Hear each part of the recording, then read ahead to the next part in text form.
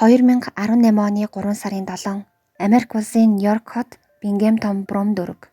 Энэ өдрийн орой Хейли Андерсон гэх оюутан эмэгтэй өрөөний хамтрагч төдийгүй хамгийн сайн найзууд болох Жоси Миселе хоёртой өрөөндөө хөгжилтэй тоглоом тоглонгоо пив ууцгаадаг.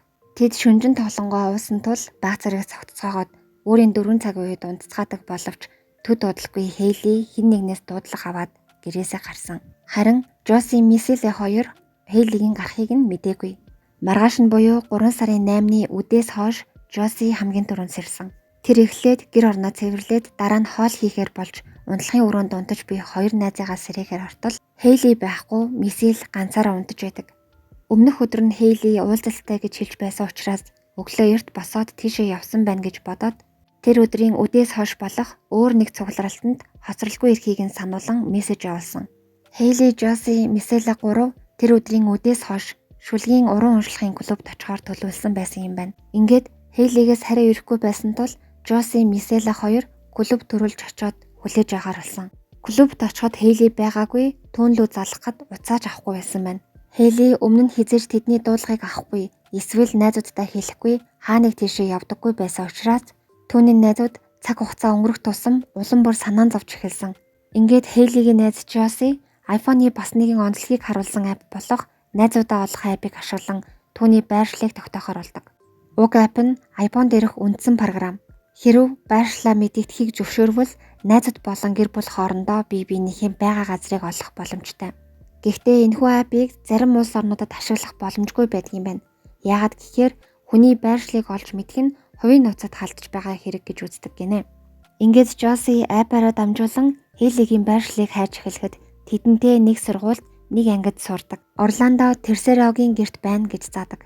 Тэгээд маргааш нь буюу 3 сарын 9-нд Жоси, Миселе 2 бусад найзуудынхаа хамт Орландогийн гэр рүү очиод хаалгыг нь тогшиж, хонхыг нь хит хит удаа дарсан ч хаалгаа онгойлгохгүй, гэрээс нь ямар ч дуу чимээ сонсогддоггүй. Тэд Хейлиг аюулд орсон байх вэ гэж санаан зовон Орландогийн гэрийн цонхыг хаглан дотгош ороход өрөөнд нь Хейли орон дээр нь хөвтөж байсан. Гэвч харамсалтай нь тэр аль хэдийн амьсгал хураасан байж. Найзууд нь шууд 119 дуудаж тусламж дуудсан. Дуудлагыг авч хэргийн газар ирсэн цагдаа нар Орландогийн гэрт үзлэг шалгалт хийж Хейлигийн цогцыг эмнэлэгт хүргэн тэр даруй задлан шинжилгээ хийдэг. Маргааш нь буюу 3 сарын 10-нд задлан шинжилгээний хариугаар түүний амьсгал нь боогдсноос амь насаа алдсан гэсэн хариу гарсан. Тэгээд Орландог сэжиглэн мөрдөн хайж эхэлсэн байна. Мөрдөн байцаалтын үр дүнд Хейлигийн цогцос олдохоос өмнө Орландо аль хэдийн Америк руу ниссэн болох нь тогтоогддог. Хейли Андерсон нас барах үедээ 22 настай байсан. Нью-Йоркийн Бингемтон их сургуульд совилгын чиглэлээр суралцаж байсан. Тэрээр оюутны хотгонд байрлах кофе шопт ажиллаад 3 гаруй жил болж байсан. Цагийн ажил хийдэгч гэсэн хичээлдээ идэвхтэй онц сурдаг оюутан байсан байна. 2015 оны 5 сард сургуулаа төгсөх байсан Хейли өөрийн төрөлх хот болох Нью-Йоркийн Вестберигийн ойролцоо байрлах эмнэлгийн яаралтай тусламжийн тасагт ажилд орох байсан. Тэрээр тууштай, хүн бүхэнтэй найрсаг харьцдаг байсан учраас олон найзтай байж Хейли, Кевин Окамбо гэх залуутай үерхдэг байсан. Гэхдээ Хейли, Кевин хоёр бусад хос шиг нялуун байгаагүй. Тэдний харилцаа бараг л ингийн найзууд шиг байсан. Энэ нь Хейлигийн хүсэлт байж.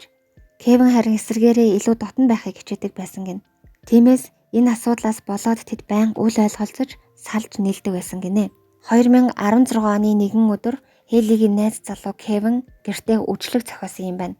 Тэр өдөр Хейли Төв Америкт байдаг Никарагуаас ирсэн 23 настай сувилгын оюутан Орландо Терсеротой танилцсан.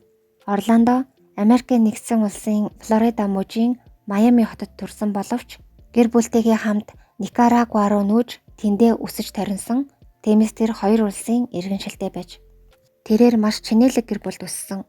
Эмч аавынхаа ачаар Америкт очиж сувилгын сургуульд орсон байжээ. Тэр Хейлигийн найз залуу болох Кевиний найз байсан учраас Хейлиг мэддэг байсан. Гэхдээ Хейли, Орландо хоёр хоорондоо нэг ч үг сольж байгаагүй. Тэр өдрийн үжлэг дээр хоорондоо анх удаа ярилцсан нь тэр ээж. Тэд маш олон зүйлийн талаар ярилцсан гин. Ялангуяа тэд нэг мэргэжлэр сурдаг байсан учраас ярилцахад маш таатай байсан гин. Ингээд энэ өдрөөс хойш Хейли, Орландо хоёр хичээл дээрэж хамт суудаг болж байнга хамт байсаар амархан тотносжээ. Хейли найз залуу Кевинтэйгээ муудалцах болгондоо Орландотой уулзаж түүнтэй сэтгэлээ онгодлол ярилцдаг байсан. Орландоч түүний үгийг нэг нэгэнгүй сонсож сэтгэлийг нь тайдахруулахын тулд түүнтэй хамт байсаар Хейлид сэтгэлдээ болж эхэлсэн гинэ. Гэтэл Хейли Кевин хоёр дахиад л муудалцаад салдаг. Мэдээж буцаад нийлэх нь тодорхой л байсан. Гэвч Орландо энэ үеийг нь ашиглан Хейли сэтгэлээ илчлэн үерхэж эхэлсэн юм байна. Гэвч гинэд нэг өдөр Хейли Орландод одоо энгийн найзуудын харилцаатай бай гэж хэлсэн гин. Орландо гинтийн үгэнд нь маш их гайхаж яагаад гинэд салахаар болов гэж асуухад Хейли хэд хоногийн өмнө Кевин ирж уулзаад дахин эхлэе гэж хэлсэн. Тэгээд удаан бодсны эцэс түүнтэй буцаад нийлэхэр боллоо гэж хэлсэн юм байна. Орландо маш ихээр уралсан. Тэгэд түүнээс хизээж салж чадахгүй гэдгийг хэлсэн. Гэхдээ Хейли түүний үгийг огт тойгоогүй.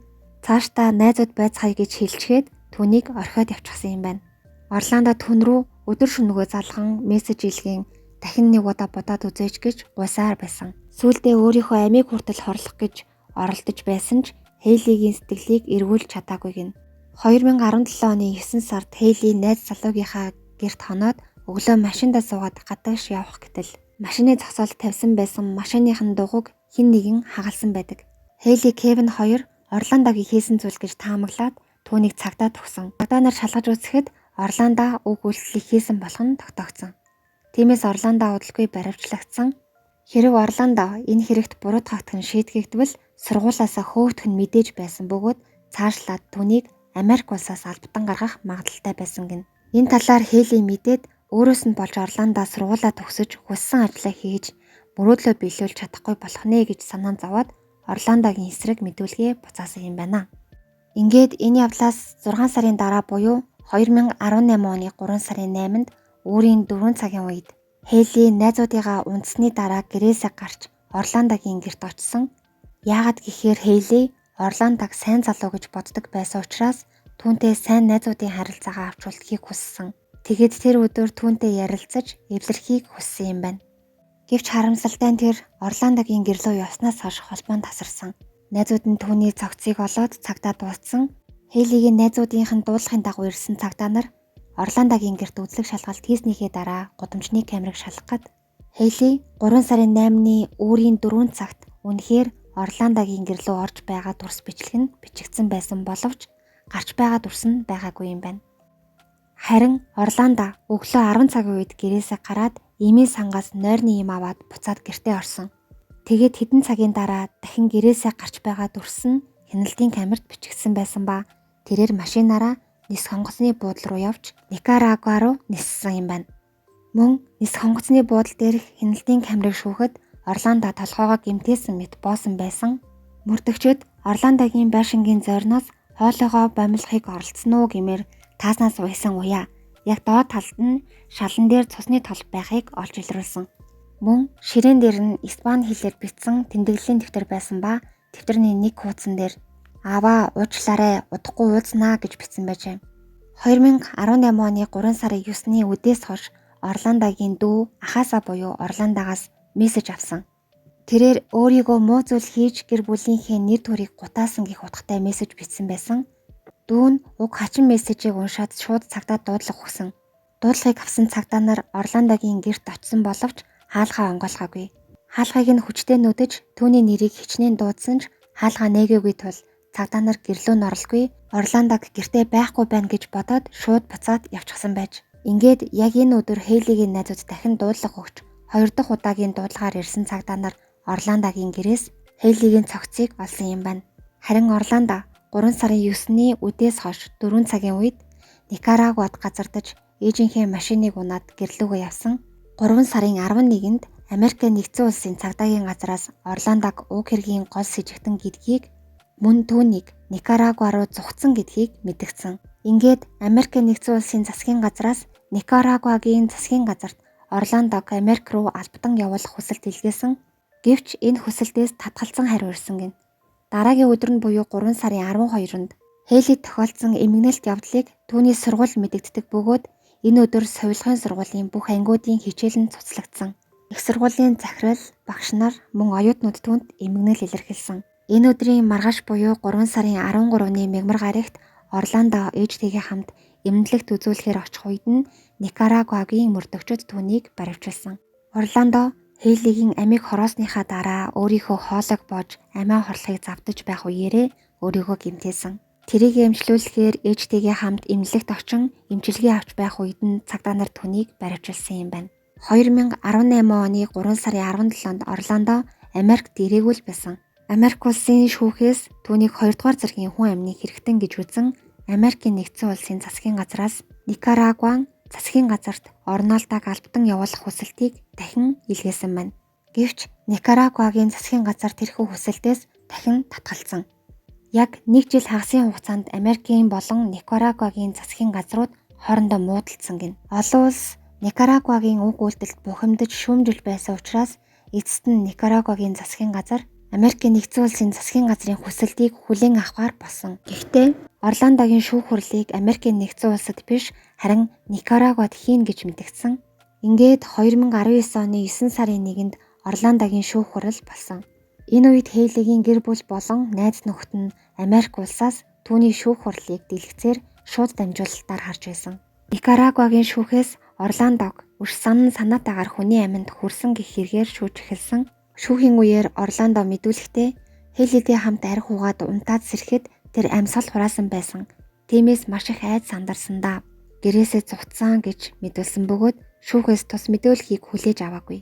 Эцэст нь Орландо санаатаагаар хүний амьд хүрсэн хэрэгээр 30 жилийн хорих хял авсан.